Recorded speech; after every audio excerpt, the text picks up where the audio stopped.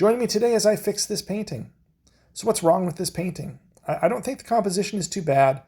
I think that the bones are here. It's working. I think the problem is I don't have enough contrast between the foreground and the background. And I really want to create a little bit more of a distinction, like we're looking through these leaves and the background kind of just fades a little bit behind them. So I've got my trusty round brush, and the colors of paint that I'm using today are Viridian, Permanent Yellow Light, Phthalo Blue, Alizarin Crimson, and Titanium White.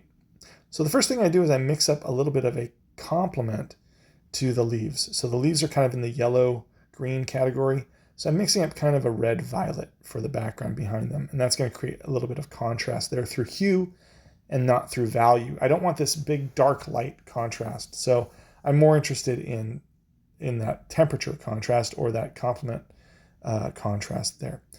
I'm bringing in a little bit of this blue-green. It looks kind of blue in the video, but it's more of a blue-green to tamp down a little bit of that contrast and create more of a gradient up into those leaves.